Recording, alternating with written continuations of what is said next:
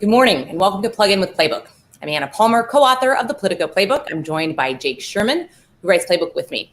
Thank you for tuning in to Politico's virtual programming during the reimagined political conventions as we count down to Election Day.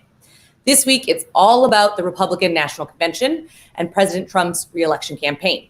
You can follow the conversation all week on social media using the hashtag RNC with Politico and tweet us your questions at Politico.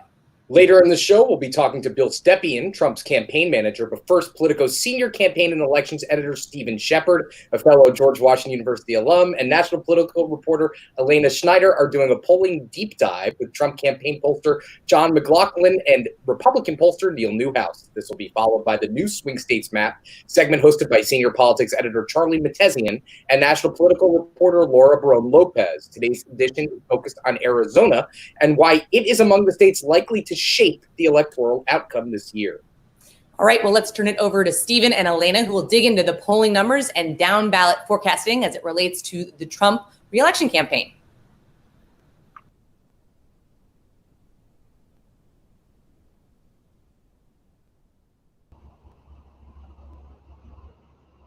Thank you, Anna and Jake. I am Steve Shepard, senior campaigns editor at Politico, joined by Elena Schneider.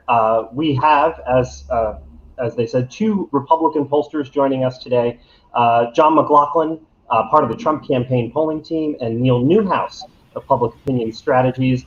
Neil was the pollster for the previous Republican presidential nominee, Mitt Romney, in 2012. But before we get started, a reminder that you can follow along with this conversation following the hashtag RNC with Politico and also ask us questions at Politico. So thank you, John and Neil, for being with us this morning. We're really excited to have this conversation. Thanks, Elena. Pleasure to be here. For both of you, I want to start with the question I get most of all when people ask me, whether it's in a speaking gig or just in general conversations with folks about the polls, and that's whether or to what extent the polls have underestimated President Trump over the past 5 years. Most of the folks who've looked at the idea of a hidden Trump voter effect haven't really found anything significant, but I know both of you guys believe that there is some underestimation going on. So John, I want to start with you. How significant is that, and what drives that? Well, I think it's very significant, and it's two things where in your reporting, you've been ahead of the curve in terms of reporting the changes that technology has made, that it's harder to get voters, period, whether Trump's the president, et cetera, like that. And you've focused on the education levels, the working class levels. So the idea of these polls being structured to keep up with technology and where people are and being able to get a hold of them, that's one challenge. Then there's the challenge of Donald Trump, because he is a unique figure in history. where he beat the odds last time 4 years ago. It was a very close race, but the strategy was built on bringing out new voters, and we brought out 9 million new voters compared to 2012, and those voters made the difference. And a lot of people forget this, but we won a very close race by 78,000 votes in 3 states out of 139 million, and there were still about 80 million people who were eligible to vote who didn't vote. So a lot of the polls back then didn't capture that difference. They were too broad. They assumed that turnout for Hillary Clinton was going to be the same as Barack Obama, and she was not Barack Obama. So now you've got a whole different race where Trump's the incumbent, where there is, and the media's gotten more hostile. This is hurting the polling too, because the general establishment media does not like Donald Trump. It comes across, and if you say you're calling on behalf of the media, which most people think you are, there's Trump voters who won't tell you who they're voting for. And you're seeing the difference between, basic questions like who you're voting for and then who you think is going to win. So it's harder than usual. The best polls will still do likely voter models based on past turnouts, whether it's the last midterm election, which was historic, or whether it was the presidential election, which was historic. And now you're in this really historic challenge of a pandemic, depression levels of unemployment that we're coming down from. You've had unrest in the cities, and now you have 2 hurricanes hitting during the Republican National Convention. So it always seems to happen during the Republican convention. Neil, are the polls underestimating Republicans, do you think? Yeah, well, let me go back for a second. John raises some good points here, but we found even when we were doing our focus groups in 2016, we'd go around the table and ask people who they're voting for. And what was really interesting is not until one voter was brave enough, and I put brave enough to say they were voting for Donald Trump, did other voters around the focus group table also confess that they were Trump supporters. Part of it is because of the polarization in politics today, and just Republicans really don't like Democrats. Democrats don't like Republicans, and there is a real shyness, a unwillingness to tell people who they're voting for because they don't want to get in an argument. We did some post-election work in California and Michigan after the 2016 election and found that more than 30% of Trump voters said that they, during the campaign, they were unwilling to tell others they were supporting Donald Trump. They turned out to be, and if you look at the crosstabs, more likely to be women, higher educated, and living in the bluest counties, which that's really interesting. Second point is during the primaries in 2016, when we looked at the data, the IVR data, the interactive voice response data, where people actually just press a button who you're voting for, Trump scored about 3 points higher on those types of polls than he did with a live interviewer poll. That speaks volumes. And then finally, in recent polling we've done in both Iowa and North Carolina, about 35% of voters in each state say that they know someone who is a Trump supporter who won't tell anyone but their closest supporters. So I think there is a shy Trump voter out there. Is it 9% of the electorate? No, absolutely not. Is it a couple of points? Yeah, it probably is. So you guys both make some really interesting points on that. Let's stick to another national metric, job approval rating. So I know job approval in August is not necessarily an indicator for how things are going to actually end up in November, but I'd like to wrap this question in some historical context and take a look at the last 6 presidential campaigns where the incumbent president was seeking re-election and compare that to where Donald Trump is today. So as you can see, Trump is running 2 to 10 points ahead of where H.W. Bush and Jimmy Carter, respectively, were doing at this point in August. And both Bush and Carter lost. But Trump is also lagging a few points behind where other successful incumbents were at this point. So this question to start with is for John.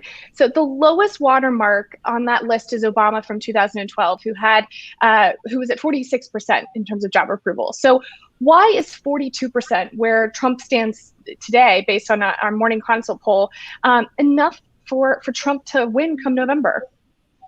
I think a lot of these polls, like your poll, you tend to, if I'm correct, that poll's done all online, right? No phone interviews, right? So, so with that, again, you have a certain type of voter in there, but a lot of the media polls for job approvals are really differently done and undervalue Republicans.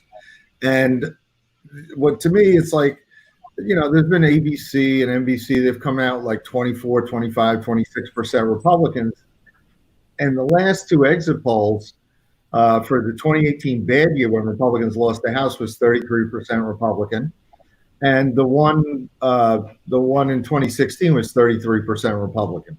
Now, what's relevant about this is the president in the Rasmussen reports, which models after the 2016 turnout, yesterday they had him at 51% job approval.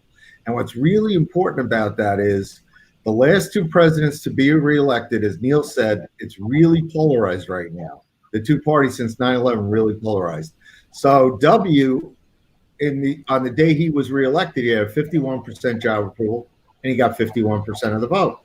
In 2012, Obama, after Hurricane Sandy, had a renaissance over the weekend where he had a 51% job approval, and he got reelected with 51%. So the key thing here is the president, I don't think he's that low. I think he's operating in a range of the mid to high 40s, mostly the high 40s. And some of these polls have him touching on, like the Rasmussen reports, likely voter model, has him at 51%. And that's really about getting reelected because their model from 8 years ago, they had Barack Obama when he got reelected at this point in time at 48%. So it's like, I think the president's doing better than the Morning Consult poll states. And I think that has to do something with their methodologies. But 4 years ago, there was no job approval then, but there was certain similar polls between Clinton and the president.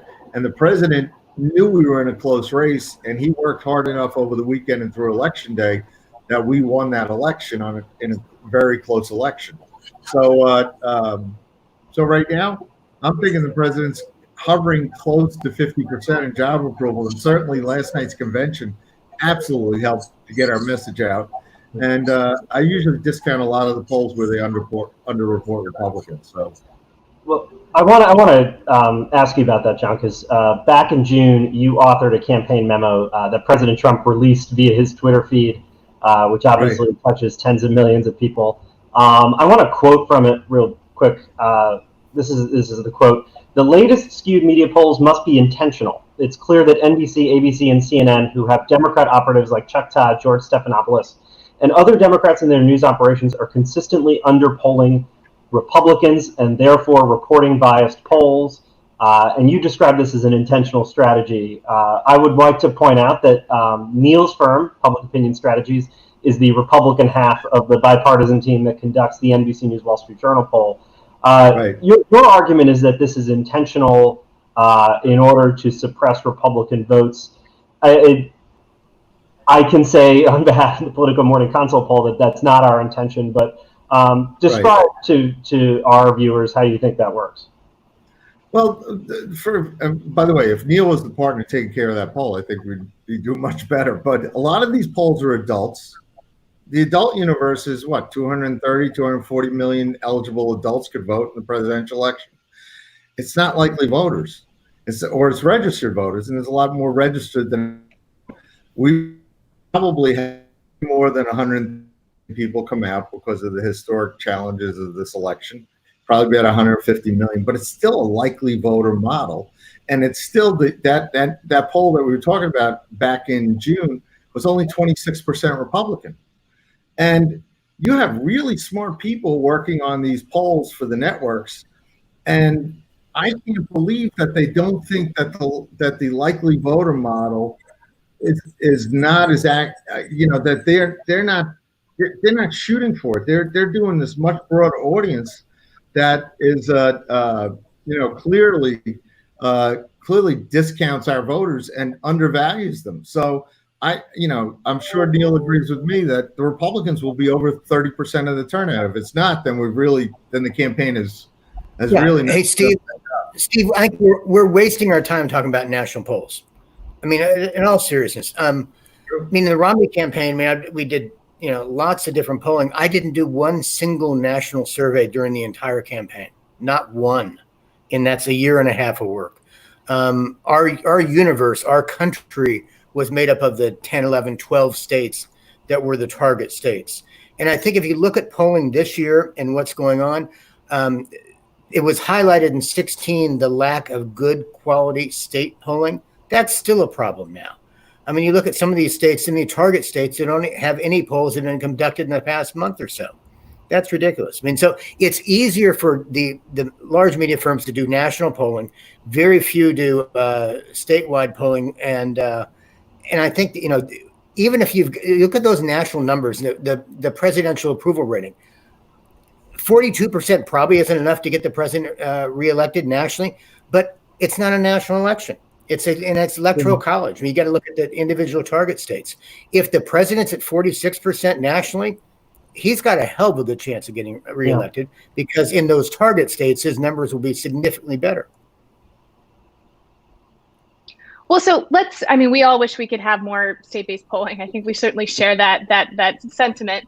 So let's go to a question that addresses some evidence, obviously, that we saw out of 2018. So not just polls, but actual votes. So John, in 2016, Trump won suburban areas overall by about 4 points, according to exit polls. But things have really changed since then in terms of his support among white college-educated voters who have moved pretty strongly against Trump. And part of that evidence comes from the 2018 elections, which I covered extensively, where Democrats were able to flip the House through the strength of winning in suburban areas. From Charleston to Oklahoma City to Orange County, California, they were able to flip those districts.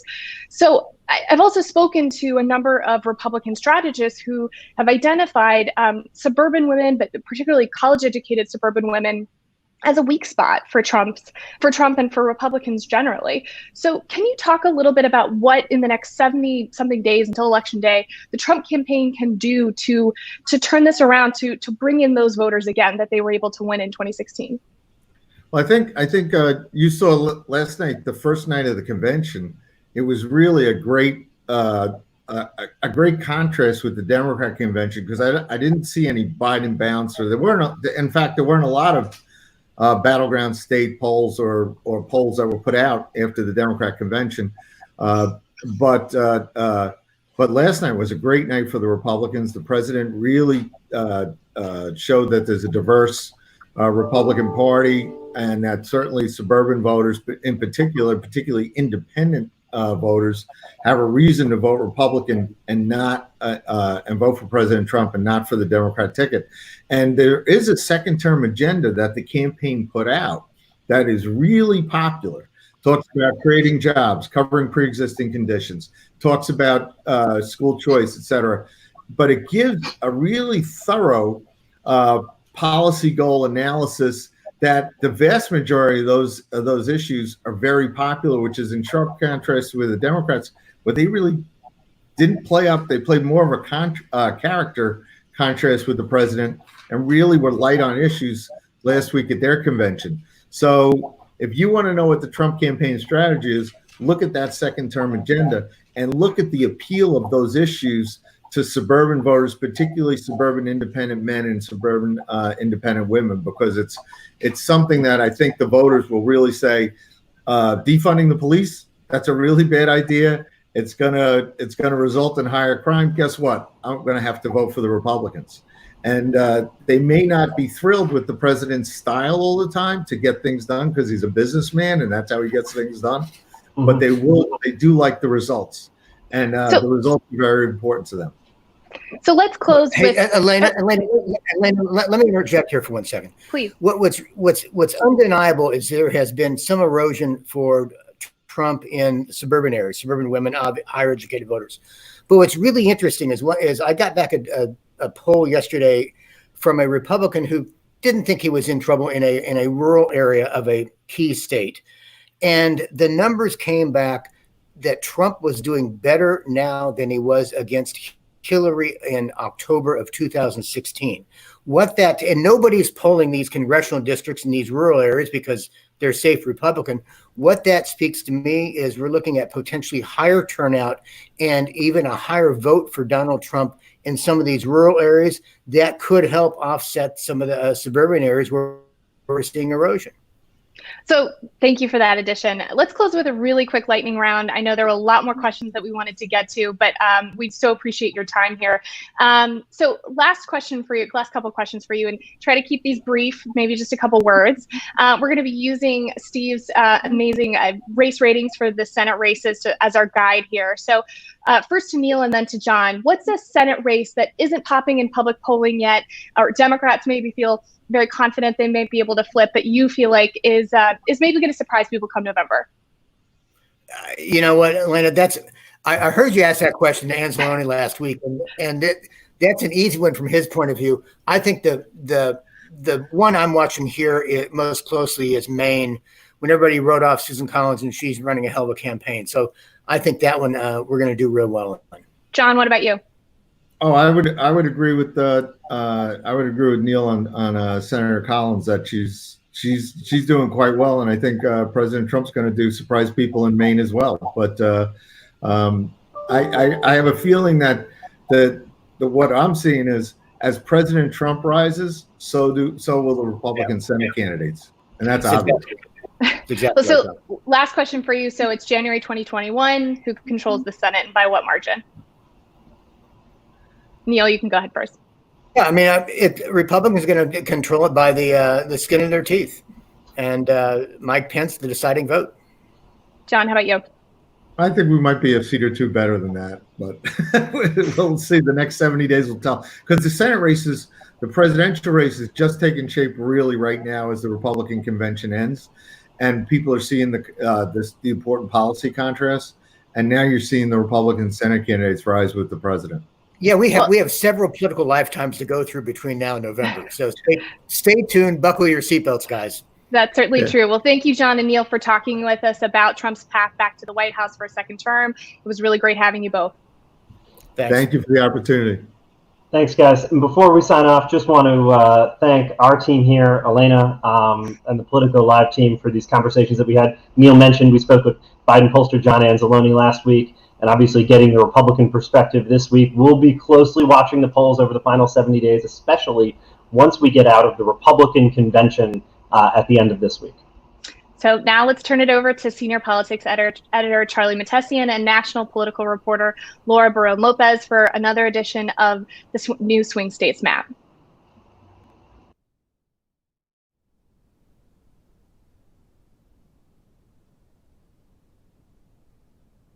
Good morning. I'm Charlie Mahtesian, senior politics editor at Politico.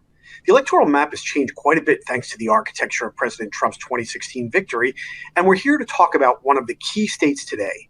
I'm joined by my colleague, national political reporter Laura Barrón-López, to explore the new swing states map that will shape the 2020 presidential outcome.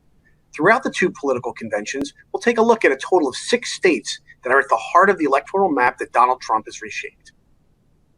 Today, we're focusing on Arizona.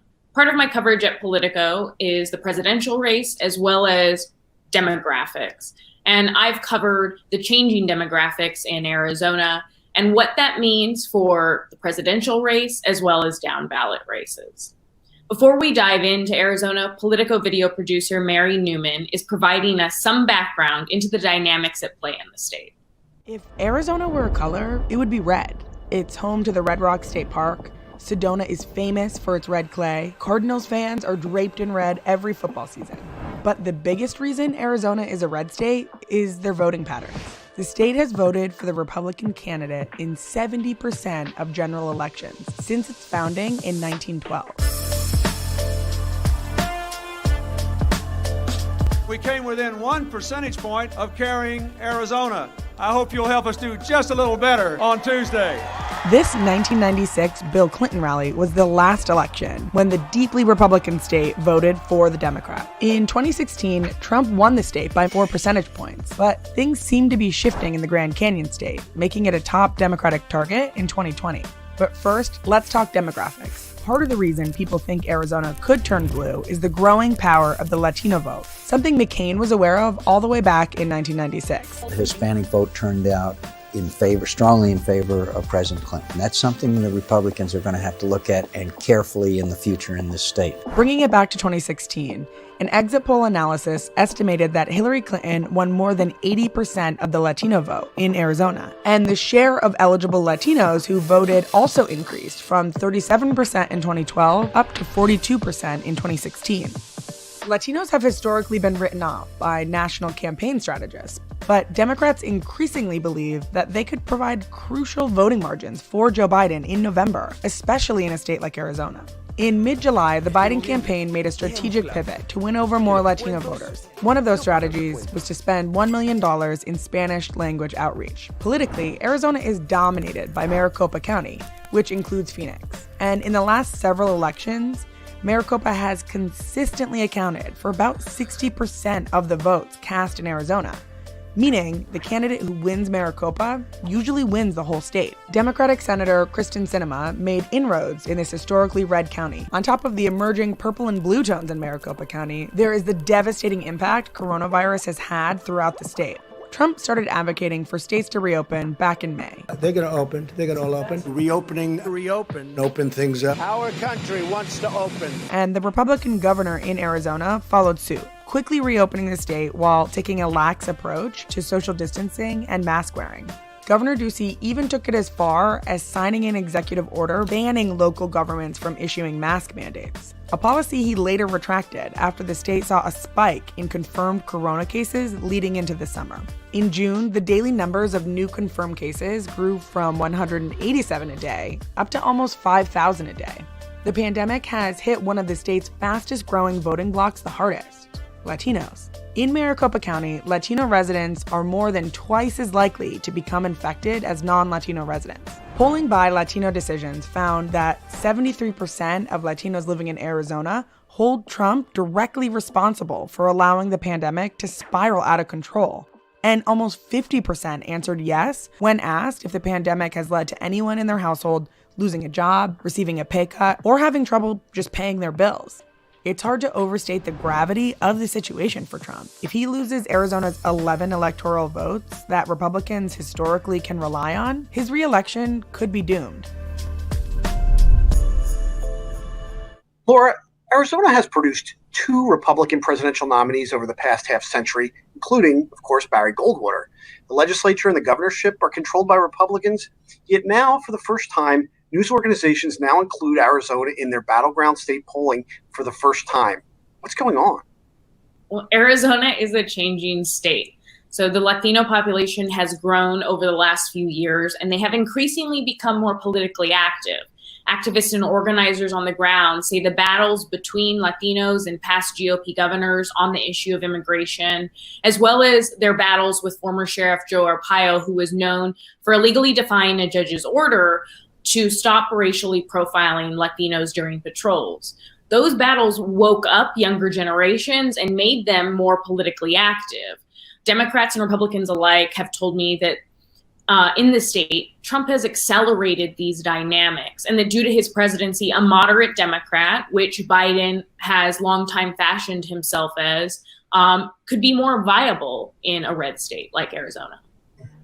Well, as you know, the debate surrounding Arizona's response to the coronavirus crisis has been among the most politicized, with President Donald Trump praising Republican Governor Doug Ducey's handling of the pandemic, even after cases had surged, and Joe Biden ripping the governor in his response. How is the pandemic shaping the election environment there this year? So as you mentioned, Charlie, Arizona has been one of the hardest hit states in recent months, and Latinos and Native Americans in that state have been disproportionately hospitalized and killed by the virus. Recent polling shows that Latinos are increasingly disapproving of Trump's handling of the pandemic, and they're also fearful of exposure to it. So it follows that could push more Latinos towards Biden away from Trump, particularly younger ones who haven't always been in Joe Biden's corner. We know that during the primary, Joe Biden didn't do as well with younger generations, particularly younger voters of color. But Trump's handling of the virus could potentially push more his way. We've also seen that coronavirus's impact on older generations across races has weakened Trump's numbers with white voters. And so that could also play a role in Arizona. Joe Biden was leading Donald Trump by about a 2-to-1 margin among Arizona Latinos, according to a late July CNN poll. But from everything I can tell, Laura, he still seems to have a ways to go to consolidate the Latino vote. That's right, Charlie. So Biden needs to recreate the path that Democratic Senator Kyrsten Sinema created in 2018 when she won her Senate seat. So she received roughly 70% of the Latino vote and 45% of the white vote, according to exit polls. And she didn't run what you would call a progressive campaign, particularly on immigration, where she promoted border security. And so what we're seeing in another even more recent poll, but it's similar to the one you cited, which is that Biden is at 63% support among Latinos to Trump's 29%. That's from a Latino decisions firm, which is associated with Biden. So Biden definitely has a ways to go to win more of the Latino vote, particularly younger, ambivalent voters. And so in a state like that, he could potentially lead into his family's immigrant background. That's what Latino pollsters have told me that they think he should do. And they also think that Biden's improvement among his Latino outreach is potentially having an impact in a state like Arizona. So his campaign has improved that outreach, which they didn't have much of during the primary. And in the last month, he's released Spanish language ads in states like Arizona. And what he's done is they've had the speaker have region-specific accents. So in Arizona, the speaker had a Mexican accent because the majority of the Latino population in Arizona is of Mexican descent. Well, of course, white suburbanites are also a critical constituency in Arizona, and they seem to be up for grabs this year. What issues are driving their votes? So like most voters, again, a lot of it is going to be healthcare, the economy, coronavirus. But a lot of strategists and pollsters that I've spoken to say that a big reason Republicans lost the suburbs in 2018, which is what led to Democrats winning the House in states across the country, is Trump's divisiveness. So they're talking about Trump's racist tweets about caravans approaching the border, the administration's family separation policy. All of that contributed big losses in suburban areas. And Republicans also lost women by some 19 points to Democrats. So if Trump continues that kind of strategy, one that is very Nixon-like, stoking fear among white suburbanites of Black and brown people, it could potentially hurt him in a state like Arizona. But his bet is that it would rally his base around him.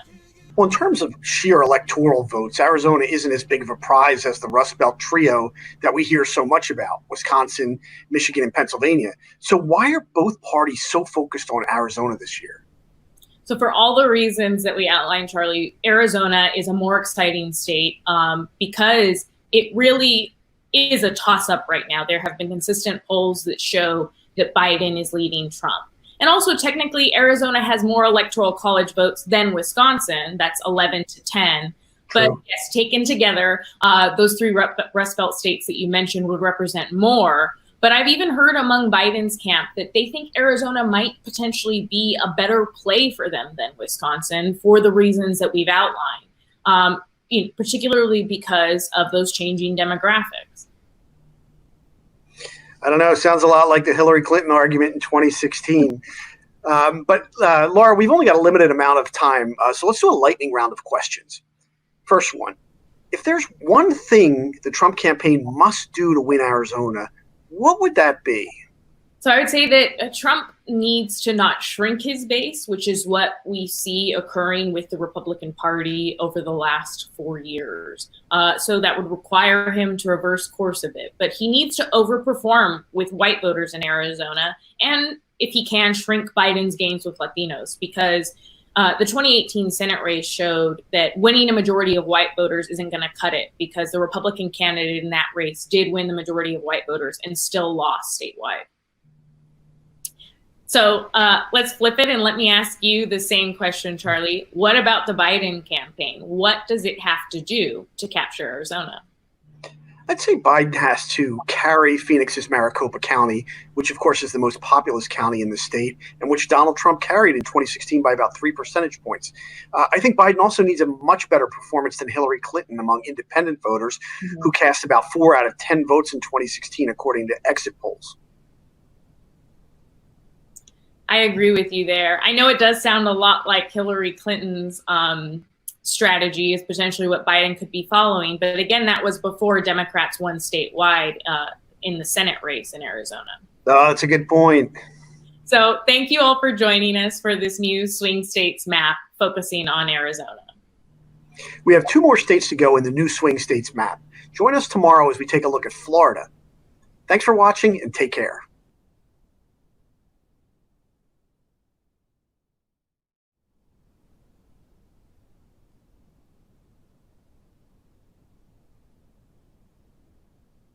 We continue plugging with Playbook by welcoming Bill Stepien, Trump campaign manager, to the show.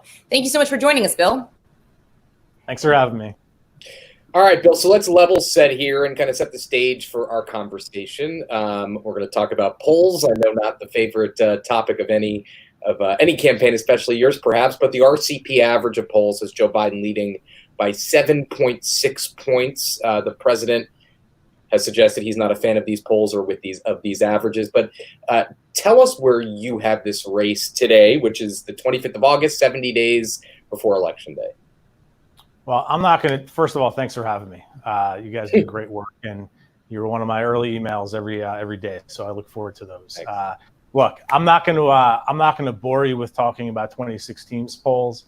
I'm not going to tell you that of the 226 national public polls between July and Election Day in 16, only 13 had candidate Trump ahead. I'm not going to tell you that of the 120 taken in Michigan, Pennsylvania, and Wisconsin, of the 120, only 1 had candidate Trump ahead in 2016. Look, the same people who were polling in 2016 publicly are still polling in 2020 publicly. We look at our internal numbers, the same guys, and you just had John McLaughlin on just before me. The same people who polled for us in 2016, who had it right in 2016, are polling for us again in 2020. We have a quiet confidence based on our pathway. Look, fact of the matter is the president changed the map in 2016. You want optionality in politics. You want optionality when you look at the map. The president holds true to the states he won in 2016. I'm asked all the time, how are you going to run the table in the upper Midwest again? He just has to win 1 of 3. He won with 306 electoral votes, not 270, not on the buttons. We have some cushion there. But I'd also talk about optionality and some near misses, right? He lost by 1,700 votes in New Hampshire, barely lost by 1.5 points in Minnesota, by 2 points in Nevada, by 3 points in Maine. We were talking about Maine in the previous segment. Mitt Romney lost by 15. So we see optionality when we look at the map. We see multiple pathways when we look at the map. And that's what you want when you look at a campaign. Bill, do you and the president, you or the president, or a combination of both, see yourselves as the underdog in this race? Whether we are or not, that's for you guys to decide. I know we every day here at the campaign headquarters treat this campaign like we are. Whether we're ahead by 2 or down by 2, you know, we fight like heck to scratch and claw and have that blue collar mentality that I talk a lot about here at headquarters. You guys will be the pundits. That's what you guys do. You guys are the experts. We're just going to run our campaign fast, hard, and like we are the underdog. Well, as Jake mentioned, there's 70 days between now and Election Day. Talk a little bit about what is one concrete thing you think the campaign needs to do between now and November 3rd to ensure victory for President Trump? We need to keep talking about Joe Biden's radical policies. You did not hear a lot last week at the Democrat National Convention about the Democrats' policies. You heard a lot about fear tactics and the bad things about America in the Democrats' eyes. You didn't hear a lot about their policies. And that's not because they don't have policies. It's because their policies are bad. Their policies poll poorly. Their policies test poorly. The Green New Deal, raising taxes by $4 trillion, open borders, redirecting police funding, those poll very poorly, which is why you heard very little about the policies of the Democrat Party last week. The more we talk about the Democrat policies being pushed by Joe Biden and the radical fringe of his party, the better we are, the better our standing improves in this race. So when you talk about one thing that we aim to do, will do, continue to do, it's exactly that. How has the campaign changed since you've taken over? How have we changed? Look, I'd say I'm new to the role, not new to the team. Very familiar with the operation, with the president. Brad put the campaign in really, really strong position. This is the part of the campaign that really is focused on the stretch run, right? The ground game. Early voting starts in states in just a few weeks. Absentee ballots drop in North Carolina on September 4. So the focus on the calendar, the focus on the early states, really the discipline to the electoral calendar is something that we take very seriously and do every single day here. You actually live in a state, New Jersey, that sends out ballots by mail. There's been a lot of controversy around that and what the president has said about mail-in voting. Do you want people to use mail-in voting to vote this November? I think in the states in which mail-in voting has already occurred, it's fine by me. I think they've shown in most instances that it works. It's been proven over years. I think our concern in the campaign is when 80 days, 90 days out from election day, you have Democrat governors changing the rules. That's a scary proposition. My concern is that Democrat governors, like my old home state, Phil Murphy, he's making promises to the voters of New Jersey that he can't guarantee that he can keep. Look, this is not a postal service issue. This is a local and county clerk issue. They simply don't have the bandwidth to be accepting millions upon millions of ballots, not with 80 or 90 days to prepare. 8 or 9 years to prepare? Sure, maybe. 80 or 90 days, that's just irresponsible. The first night of the convention was last night, Bill, and we talked about this with the Democrats last week. Obviously, big challenges in getting people engaged on both sides, regardless of the of your party, in a virtual, essentially, convention. We heard a lot last night about promises made, promises kept. The president in Charlotte yesterday urged people to think about their lives before the pandemic. Your critics, and on the front page of the New York Times, as we highlighted in Playbook this morning, said that you are trying to rewrite history. The campaign's trying to rewrite history, gloss over COVID, gloss over the current state of the country, which is in obviously a significant amount of distress. How do you respond to that criticism, and how does the campaign tackle criticism like that? I mean, look, the president built the world's greatest economy once. He's going to do it again. He's got a proven track record of being a builder in his private life. He's got a proven track record of doing it as president. Fact of the matter is he responded to COVID aggressively and early, shutting down travel from China. We see the results of that to this day. The Wall Street Journal, you talk about the New York Times, I'll talk about the Wall Street Journal yesterday saying that new COVID cases, are at a 2-month low. We're making progress. You saw the president in the Rose Garden in the press briefing room on Sunday, talking about progress towards the vaccine. Rolled out our second term agenda on Sunday. At the top of the list was finding a vaccine by the end of this year. It's a commitment by the president to make sure that what he built before will be built again in the second term. The president has suggested his response to COVID-19 is an asset. How much do you think he should be campaigning on that? He's not campaigning on COVID. He's campaigning on being a leader, on being strong, providing steady leadership during a time of need. COVID is it's not something you campaign on. It's something that shows your character, shows your strength, and shows your resolve as a leader. I think the president's shown that to the extent that he talks about COVID on the campaign trail. It's to show those traits and qualities he's displayed. Something that I think a lot of people heard last night was Tim Scott's speech. The convention leaned in pretty hard on racial issues, and let's listen for a second at what Tim Scott has to say and talk about it on the other side. Our family went from cotton to Congress in one lifetime, and that's why I believe the next American century can be better than the last.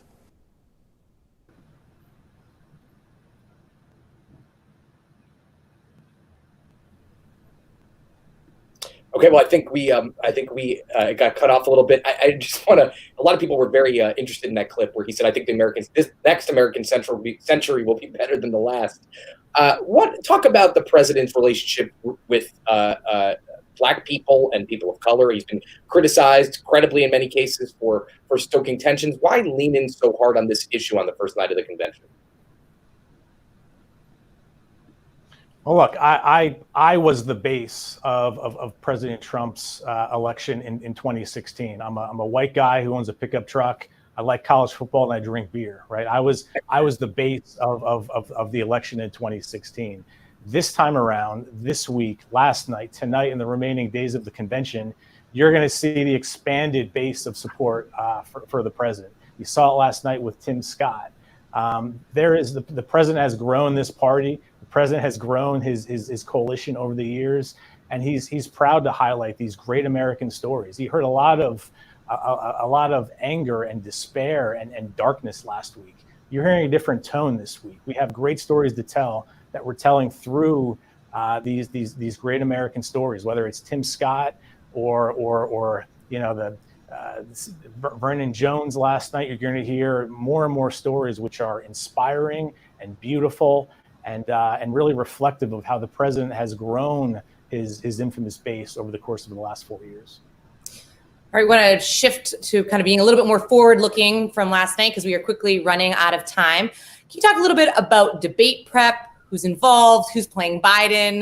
Give us a little bit behind the scenes of the playbook version of where your head's at on debates. Sure. I mean, I firmly believe, and the president does too, that the best debate prep is to be president, right? I mean, it's great training for what's to come in a month. There's still plenty of time left between now and September 29. We, of course, held out hope that the debate commission would have made the right choice and moved up the date of the first debate. As we know, 16 states are going to be voting before and millions of votes cast before the first debate. That's problematic. We have a 1960 debate calendar in 2020.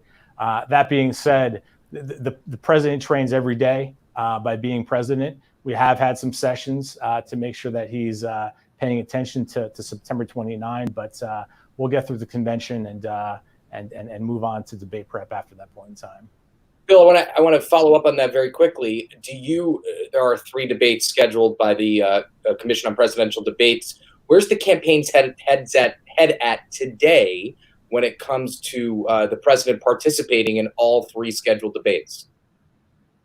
I'm really not sure why this is such a conversation still. We very clearly, very early on, very definitively said that we would be at all 3 debates. We, in fact, wanted more debates. So you can count on being at all 3. We'd hope for more, 4, 5, name the place, we'll be there.